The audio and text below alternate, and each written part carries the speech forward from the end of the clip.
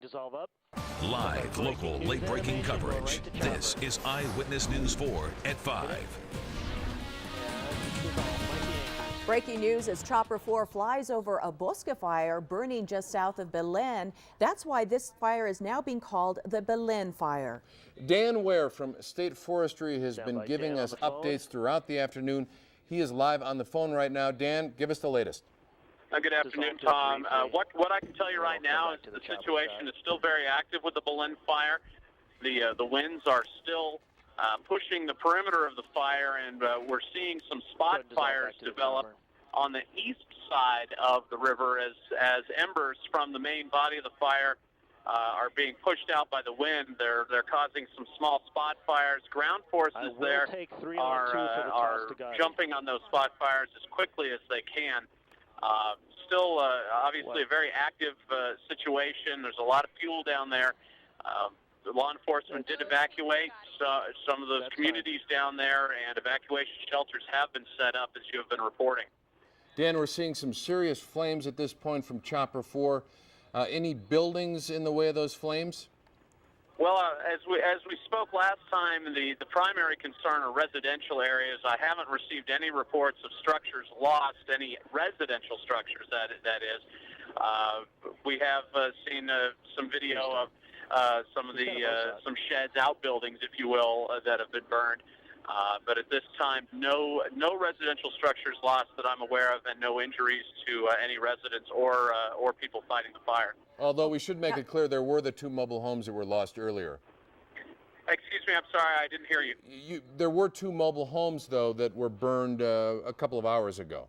Yes, and that was in actually a separate fire, what we were calling the number 1 fire, which at this time is not actively burning. There are crews still on the scene of that, mopping it up, taking care of hot spots. Okay, and to avoid any confusion, can you clear up the injuries? Because earlier we were told that there was 1 firefighter injured and 1 homeowner. The information I received earlier this afternoon was that a firefighter that was on the initial attack of the number 1 fire did receive some injuries. I don't know to what extent or what condition, and then, you were reporting that there was also a homeowner. I am trying to confirm that. I've got calls in to several people to try and reconfirm if there were additional injuries. Dan, I hope this isn't premature, but any word of how these fires started? Right now, mostly just speculation as to what the cause was. There are law enforcement investigators from the local area and state forestry looking into what the cause was. It may have been a debris burn that got out of hand, but it's too early to put a finger on it.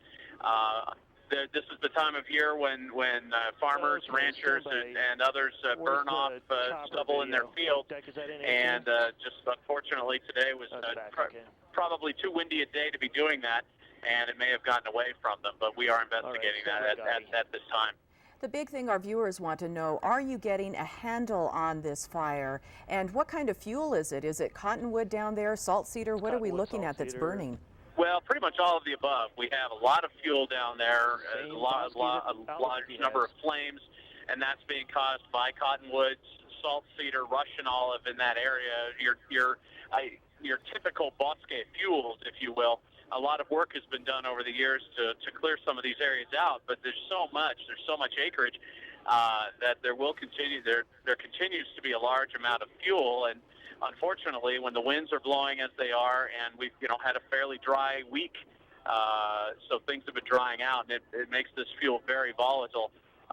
And this is evidence to anybody out there that we can have a fire at any time, and we need to be careful year-round, whether we've had a wet winter or not. Dan, when we talked earlier, you said there were concerns about putting any aircraft up because of the high winds. Are you rethinking that plan at all? Well, right now the winds are still fairly strong, and so I have not received any word about air support. That's another one of those questions that I have into Incident Command, if that's going to be an option or not. So as soon as I know, I will make sure that information is available. And again, is your firefighting effort much better now than it was an hour ago, or is it about the same? Well, we continue to get in ground resources, which means we just have more abilities to fight the fire. And so now that Incident Command has set up a command post, and we are bringing in resources from multiple agencies, the more firefighters and more engines we get on the ground, the better our chance, or the better the fight is going to be against this fire. Right now, we're doing a lot of structure protection and trying to take care of the spot fires that are growing from the perimeter of that fire. So we're obviously, as the resources come in better positions to fight the fire. Okay, thank you very much, Dan Ware. And as you can see from Chopper 4, this is exactly what Dan Ware is talking about, structure protection. That fire is coming very, very close to those mobile homes, it appears. At first, from a distance, I thought it might be a train. Okay, it is a train, okay, but it is coming very, very close. So you can see how quickly it can approach a home, a structure, or even the train. The last time we talked to our Gotti Schwartz, he was about 500 yards from the number 2 fire, or the Belen Fire as it's now being called. Gotti, are you still there? And describe what you're seeing. Yeah, Tom, actually, I have Manny Garcia here. He's with Belen Emergency Management. I'm going to ask him a few questions about the fire's containment right now. We've been seeing flare-ups for the last 20, 30 minutes, kind of close to us. Can you tell us a little bit about the containment? Right now, the fire is not contained due to the fact that we're battling very, very high gusty winds. We're hoping that the winds will die down. And we have a fire that's moving north right now from the Casa Colorada area. What kind of stuff are you guys doing out there to fight the fire right now? First of all, stay rehabbed. We're hoping that this does not go on into the night. Staying alert, staying safe. And as for right now, the fire seems to be making its way over this way. Any concerns about moving the people up the river out of the way? Right now, no. We have evacuated some of the homes that were in danger, and they are established in 2 shelters that we have here in Belen and in the county. We're hoping that the natural break that we have here off of River Road will stop that fire for us if it reaches that point. How big is this fire right now? Right now, we're lengthwise probably about 1 mile, and the fire is within the bosque. And any chances of getting in there with crews in the bosque, or is it just too hot right now? Well, we do have various number of agencies here, local, state, federal, that are helping us fight the fire. How many people are fighting the fire, and how many agencies, and what are they? I would say at least 100 people that we have here so far. We have state police, U.S. Fish and Wildlife, BIA, Isleta Pueblo, all of Valencia County, Belen, Los Tunas, and other state agencies here helping us. How about for the residents of Belen that live around this area? What are your words to them? What should they do right now? Just stay inside. Just stay inside the house. We are working our hardest to fight this fire, and hopefully we will stop it. And for those people that have been evacuated, where are they supposed to go? Okay, right now we have 2 shelters established. If you are on the west side of the river, we have it at Rio Grande Elementary School, and if you're on the east side of the river, we're at La Merced School. And have there been any injuries here? I know we've been hearing a little bit about an injury at another fire. I don't know if anything's happened here. Is that? We don't have any reports and injuries that has been reported to us here. And in the Rio Communities area, have there been any structures that have been involved? We have 1 confirmed structure that's burned down right now. Okay, and that is that the same as the other fire, the first fire that started up near Belen, or no? I'm not sure where these 2 fires are related, but there has been 1 structure lost. What about structures in the immediate area? Are there any that you guys are protecting? We are protecting that as a defense, as structure protection, and whatever that's in the bosque, we're trying to not let it burn, but we are protecting structures first. Okay, thank you very, very much. Thank you. And that's the latest from the command center out here. We're going to keep you posted on any more details we have. Tom, Carla? Our Sunport cam explains in a very, very visual, effective way how big this fire is and what the winds are doing. Now, this is a shot from about 30 miles away from where that fire is burning south of Belen, and look at how big it looks. Obviously, we've zoomed in a bit, but that is a big fire that is burning at this point. And if there are no winds, the smoke would be going straight up. Look at the winds, directly to the left. They are howling out there. Horizontal. Okay, now let's go to Belen once again. And Chris Ornelas is on the scene. He's on Trujillo Road. And what's happening there? What can you see about the fire? 19 and 17. Well, what I can see right here at this moment is the flames that were nearest to us have started to die down. But I can tell you, just within the last 15 minutes, we've seen 2 major flare-ups off in the distance. You can see that massive plume of smoke that's over there. We are here along Trujillo Road up against the bosque. We're on the west side of the fire, and you can see how close we are here against the railroad tracks as well. And you can see down lower in the bosque, there are still some little bits of fire on the trees and things like that that are still burning. So this fire is by no means control down here in this area yet. Now, a lot of people who live along Trujillo Road have had to evacuate their animals, evacuate their livestock. This place here, the Walton residents, they've gotten rid of several of their horses, taken them off to friends' places, as have a lot of the people around this area. We spoke to two young girls earlier who said they were home alone at the time this fire started, and it was very, very frightening when they saw how close the fire was to their home. They were afraid that they were going to lose their home, but they were able to get themselves and their pets out. As you can see, fire crews are still on scene, keeping an eye, making sure that this western edge of the fire does not flare up again. But I can show you right now there's a brand new plume of very dark smoke that just popped up in the bosque again, and that's what we're seeing. Every couple of minutes, another very large plume of black smoke pops up once again. I think we're a long way before this thing is under control. We'll keep an eye on the fire from this side of it and keep you updated all evening long. Reporting live in Valencia County, Chris Ornelas, Eyewitness News 4. That black smoke can be produced by a number of different things, but from our experience, it's often salt cedar burning. It gives off that black smoke. And of course, we're usually concerned about fire conditions when we suffer through a drought. This has been a very wet winter.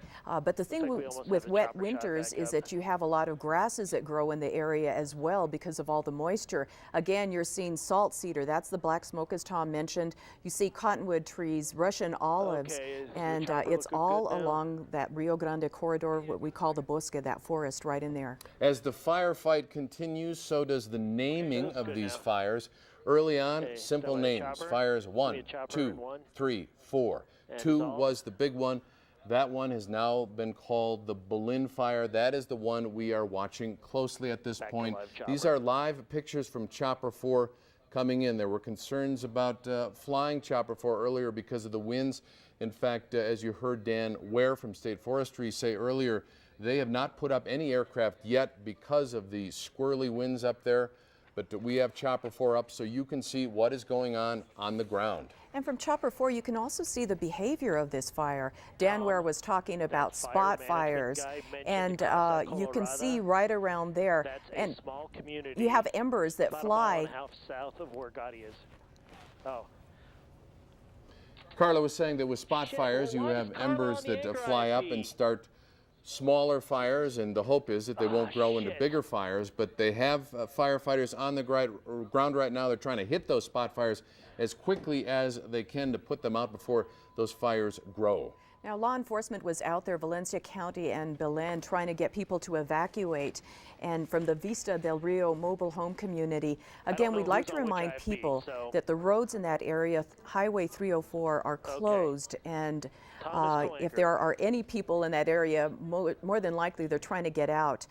People with livestock, people with dogs and cats and all kinds of animals, as well as some of those people in the mobile homes. There are 2 evacuation centers set up. La Merced, that's on the east side of the river, as we mentioned, and then Rio Grande Elementary School. Earlier, we were told that there were several kids, about 30 of them at La Merced. Those were kids who couldn't get home because of the fire. Their parents are being asked to go and pick them up at the school. They are safe, and they are being held there until the parents can go and pick them up. As we look at more pictures coming in from the fire, the Belen Fire, I think back to last year. We spent a lot of time this time of the year in 2006 talking about the fire threat, and it was a really, really big one last year because it had been so incredibly dry. This winter, and actually from this past summer, a lot of moisture, a lot of precipitation in New Mexico, which is usually a good thing, but you know, a lot of times you have grasses grow a little bit taller or a little bit faster than they normally would. And it is still dry out there, as we can see. We've had 4 fires burning this afternoon, down to 1 big one, the Belen Fire. Our chief meteorologist, Larry Rice, of course, watching the wind situation more than anything, but he can also tell us that it is very dry out there right now. Larry? Absolutely. Very low relative humidity. Our WeatherNet site located at Belen Middle School has been monitoring the humidity. It's up a couple of ticks, up to 17%. We've seen it as low as 13%. And you see that peak wind gust at 214. I'm just taking a scientific guess here and figuring that's about the time the fire probably started. And right now, winds are out of the southwest at about 12 to 15, gusting to 30 at times. But a look from the airport cam right now, if we can go to that, I'm looking to the southwest at what appears to be a gust front coming from a line of showers out to the west, and that could cause a huge burst of wind across the area. Live pinpoint Doppler Max is tracking those showers out to the west right now, and right in this area we've noticed some lightning strikes within the past 15 minutes. Again, you're going to look at a wall of dust flying from west to east as these showers continue to move in a west or southwest to northeast direction. Already snow falling in the Farmington area from this storm, and the upper level winds are quite strong. Let's take a look at the wind speeds across the state at this hour. As you look at winds across New Mexico, 29-mile-an-hour sustained winds at the Albuquerque Sunport, with gusts right now near 40 miles an hour in the metro area, close to 50 in Alamogordo. We're going to be under a wind advisory through much of the night across New Mexico, the exceptions in the south. Now Eddy County on a high wind warning, also for the Texas Panhandle with severe thunderstorms breaking out there. We're looking at a really terrible situation through the night when it comes to fighting fires. Here's the direction of the winds as forecast by Pinpoint Futurecast, our exclusive computer model. And what we're going to look at here are the areas shaded in the blue and sort of that purplish shade, because those are the strongest areas. Those dark blue areas indicating winds that through the night and into tomorrow will be gusting between 30 and 40 miles an hour. You notice how the arrows shifted. They were westerly at 7 o'clock, northwesterly tomorrow morning at 9:30, with some winds just east of the Sacramento Mountains, just west of Roswell, that could be peaking as high as 55 miles an hour. And that's why the warnings are going to continue in the south through tomorrow.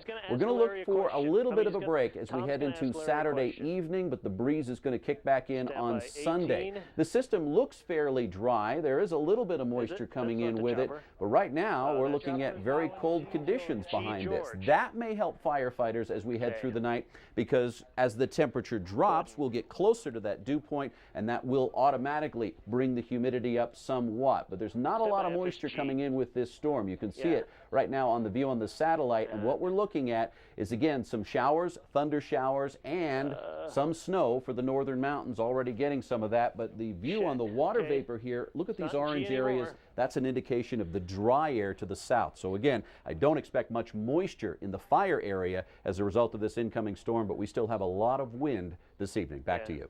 I was just going to ask you that very question about moisture in the fire area. You referred to the winds, but you don't think there's going to be enough rain to help the firefighters? I do not think there'll be enough rain to help the firefighters at this point. In fact, as this gust front rolls through, it could become a very dangerous situation for about 30 to 40 minutes as that front pushes through the area. Okay, again, this is a live picture from Chopper 4, and when Chopper 4 was zoomed out, you could see that there are a lot of spot fires around there, so firefighters really have a tough time right now. Let's go live once again to Chris Ornelas, who is on Trujillo Road in Belen. Chris? Well, I want to show you something here. I was talking to you just a minute ago about how the fire on this end appeared to be dying down, but there you go. It's flared once again. We see a new crew coming in here to come and check on this little bit of flame that's flared up here just within the last couple of minutes. That just goes to show you how stubborn this fire is. When an area appears to be all blackened out and everything that could burn has burned, then it flares once again just like this. And if you look off behind that, farther in the distance, you see a brand new, fresh, black plume of smoke, showing another area that has just ignited again. There you see the two firefighters that are coming in to look at this new area of flame, and they have a unit right nearby that's going to come and try to extinguish that. But it just goes to show that this fire will not go out. Now I want to tell you, a little earlier today I was talking to the woman who owns this place where we're standing right now, Helen Walton. She was saying that she knows that somebody down at the end of this road was burning their fields yesterday, and she noticed this morning that there was still some smoke, and she was afraid something just like this would happen. We talked to her just a little earlier. Let's hear what she had to say. Rolling intake. You saw that? It was the most frightening thing. We had to take out all our stuff from our house, and we couldn't even get out everything. We thought our stuff was burnt.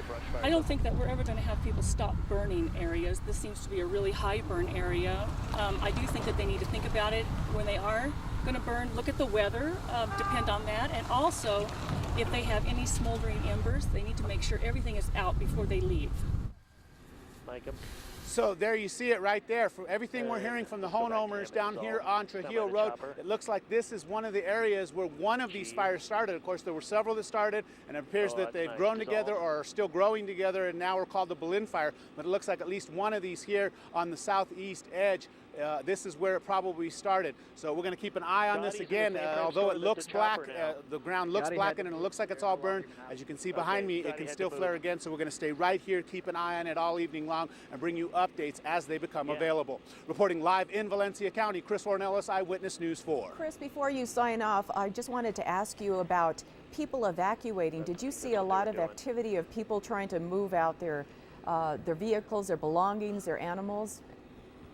Well, it looks to me that these people along Trujillo Road right here, that they're actually staying in place. They told us that they have taken some of their livestock out of here for safety reasons, just to make sure. But the people themselves still seem to be here at their homes. They're keeping a close eye on the fire, and they want to see what's going to happen, to see if they're going to have to try to defend their places or if they're going to need to make a run for it. But as for right now, the homeowners I can see in this immediate area are all still in place.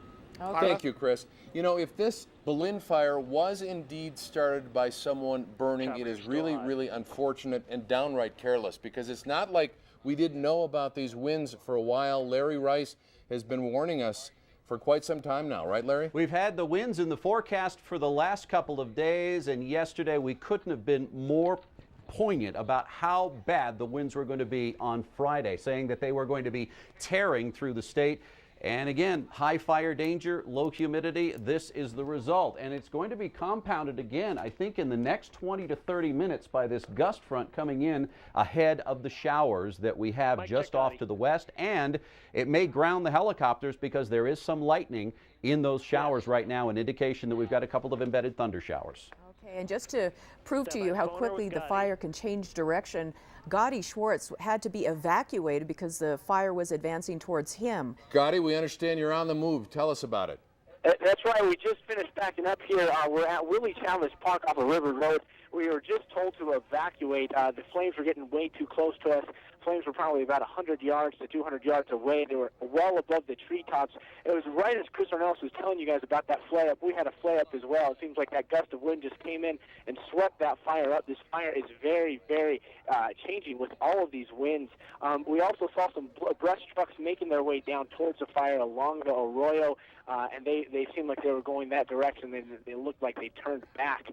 So where I'm at right now, the fire is very, very powerful, and it looks like we're gonna see if we can go to a new incident command center because they might be moving this one as well. Tyler, Tom? All right, and Gotti, just so people know, you were next or near that number 2 fire now called the Belen Fire, and you were about 500 yards away. Well, I was about 500 yards away. I ended up being about 200 yards away. I mean, this fire quickly came our way. I'm not sure if they're packing up the incident command center, but that's what it looks like right now. So we're not exactly sure where the next staging area is going to be, but this fire is very, very unpredictable. That's Gotti Schwartz on the move. Okay. On the phone with us right now is Kenny Griego, who is a superintendent of Belen schools, and he's here to tell us about evacuations. People being evacuated in that area have 2 places to go. Mr. Griego, can you give us a little bit of information on that? Okay, the main area that the fire marshal has designated as an evacuation area is Rio Grande Elementary School. Right now, we do have some students, and I believe there might be some other people going to La Merced Elementary. Rio Grande is on the west side of the river. La Merced is on the east side of the river. So we're doing the best we can as far as taking care of them. The Red Cross is on their way, so I'm sure they'll be taken care of. Now, I have a question for you. If parents want to call, is there a telephone number that you can give us so that they can reach a person, live and in person, to get some type of information? Yes, it's 966-2110. Okay, that's 966-21. 2638. Repeat it again, 966-2110? Yes. Okay. And that's the phone number to La Merced. That's where we have that's where most of our students are, the ones that we were not able to deliver. Mr. Griego, situations like this can be frightening for people of all ages. What are you telling the children who are at La Merced Elementary School right now? Well, the only thing, we're just reassuring them that they're going to be safe, and that we will make sure that they're not going to be in harm's way in any way, form, or manner. And again, it's just a reassurance. the fact that the principal is there, Mr. John Caldera, we have some of the teachers volunteered to stay late. Again, it has a calming effect because they're familiar faces telling them that everything's going to be okay. Common faces and reassuring voices. Okay. You got it. Thank you very much. Anything else to add? Well, the only thing I was going to say was that this is going to be a movie night for the school. So they have plenty of food, and if they have to, they'll be able to see a movie tonight. Okay. Hopefully it won't be that long. Okay, Mr. Kenny Griego is the superintendent at Belen Schools. Thank you for giving us that new information. And as we look at this live picture from Chopper 4, we want to tell you that at this point there are no aircraft up fighting this fire. You might be wondering why. Well, in a situation like this, it's very common for helicopters to drop water, and Chief Meteorologist Larry Rice says it would be very ineffective to try to do that right now. It's just plain too windy out there. Number one, they probably couldn't fly, but number two, if they try to drop water, it's probably not going to hit its target. Yeah, it would probably be spraying and flying all over the place. Earlier, Chopper 4 coincidentally was flying above Rio Community's fire department. It was that white building that you saw there, and kind of interesting because the fire is pretty close. Again, this fire is about 1 mile long. It is being called the Belen Fire, and it is